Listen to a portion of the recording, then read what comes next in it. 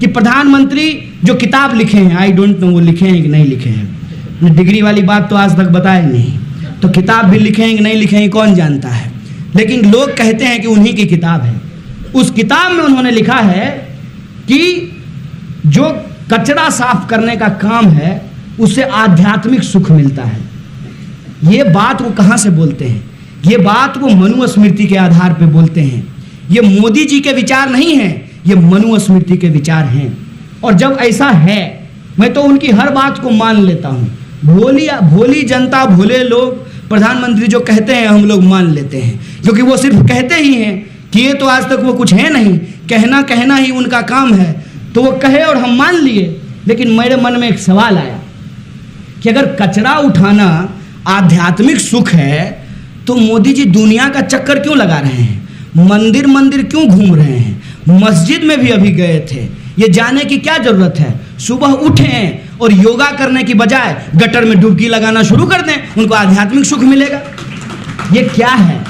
ये लोगों को बेवकूफ़ बनाने का एक तरीका है। और लोगों को ये बेवकूफ़ क्यों बनाया जा रहा है? लोगों को बेवकूफ़ इसलिए बनाया जा रहा है ताकि लोग सच की पड़ताल ना करें। और इनके जो दोस्त हैं एक पे एक, पहला जो है छक्का सिक्सर, मिड ऑफ पे जो है वो माल्या साहब मारे 9,000 करोड़ का।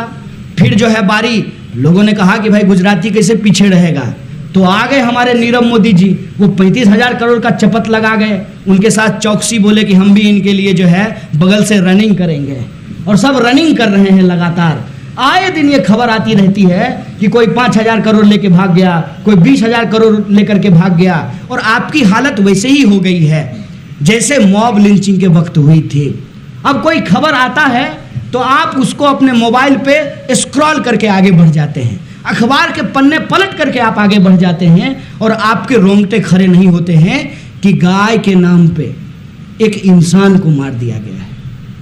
आपके रोंगटे खड़े नहीं होते हैं कि आपका पैसा लूट करके ये लोग भाग रहे हैं और इन लुटेरों को प्रधानमंत्री भगा रहे हैं। ये बात आप सोच नहीं पाते हैं। आपको जान करके आश्चर्य होगा कि इस देश में अभी जो एनपीए है वो 10 लाख करोड़ रुपया हो चुका है। 10 लाख करोड़।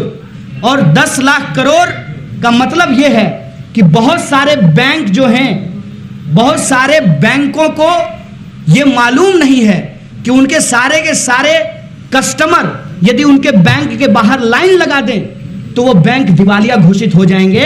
अपने सारे खाता धारकों को उनका पैसा वापस करने के लिए पैसा इनके पास नहीं बचा है। और इस देश की हकीकत क्या है कि जो सबसे कमजोर लोग हैं, यह जो समाज की संरचना है, इसकी जो बुनियाद है, उस बुनियाद को आप समझिए कि ऊपर का जो मंजिल होता है वो सबको दिखाई देता है, मकान का जो बुनियाद होता है वो लोगों को दिखाई नहीं देता है। लेकिन मकान यदि डिसबैलेंस हो जाए, उस डिसबैलेंस होने के चलते, असंतुलन के चलते सबसे ज़्यादा भार किसके ऊपर पड़ेगा? वो बुनियाद के ऊपर सबसे ज़्यादा भार पड़ेगा। यह जो इनइक्वलिटी है समाज की, यह जो लूट है, उसका असर आपको समाज के जो सबसे मार्जिनलाइज तबके के लोग हैं उनके ऊपर आपको दिखाई देना शुरू हो चुका है। और एक एक करके मैं आपको उदाहरण बताता हूं कि आप कोई भी हो, आप मान लीजिए एक्स डीजीपी हैं, आप एक्स एमपी हैं, एडिटर हैं, आप नेता हैं, आम जनता हैं, पत्रकार बंधु हैं। किसान अगर आपके लिए अनाज नहीं पैदा करेगा तो आप क्या खाएंगे? जो सबसे बुनियादी तबका है समाज का। और किसानों की हालत क्या है? एक साल में 12,000, ये नंबर नहीं है, 12,000 इंसान आत्महत्या कर चुके हैं। और ये जो किसान हैं, इनको कहते हैं कि इनका आय हम दोगुना कर देंगे। कैसे कर देंगे ये नहीं पता है, बस बोल देंगे, जनता मान लेगी। जनता मान ही लेती है। प्रधानमंत्री जी ने कहा कि अच्छे दिन आएंगे, जनता ने मान लिया, आय दोगुनी कर देंगे।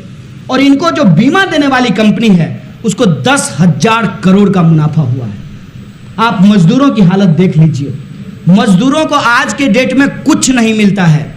उनको उनकी न्यूनतम मजदूरी नहीं मिलती है, उनको जो है पीएफ नहीं है, उनको ईएसआई नहीं है, उनको ओवरटाइम नहीं मिलता है, उनका पेंशन खत्म किया जा चुका है।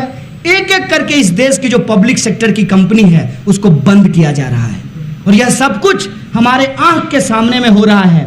पीएम पेटीएम बन जाते हैं, लेकिन हमको समझ में नहीं आता है। बीएसएनएल को बेच करके मोदी जी जियो करने लगते हैं और हमको दिखाई नहीं देता है। ये हमको देखना चाहिए कि क्या है मेक इन इंडिया की सच्चाई, क्या है इस देश के भीतर स्किल इंडिया की सच्चाई।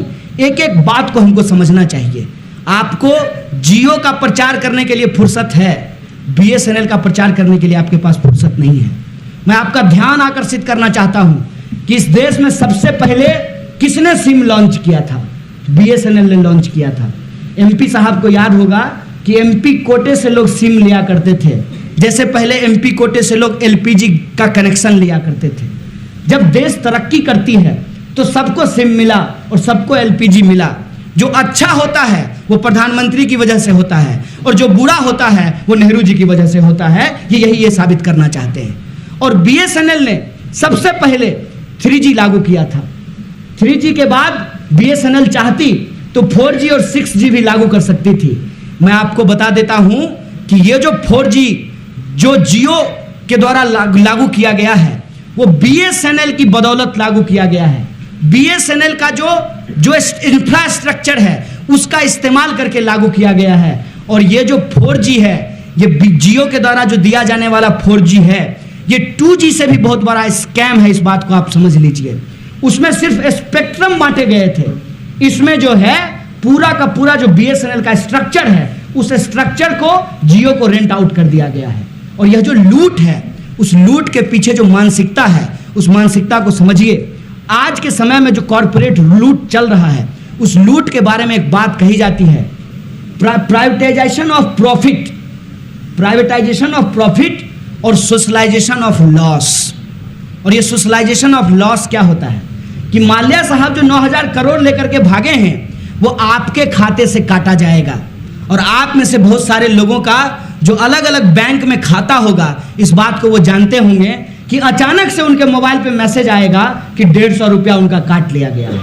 किस बात के लिए काट लिया गया है वो उनको समझ में नहीं आएगा। चलते हैं। राम राम, दुआ सलाम, वंदे मातरम।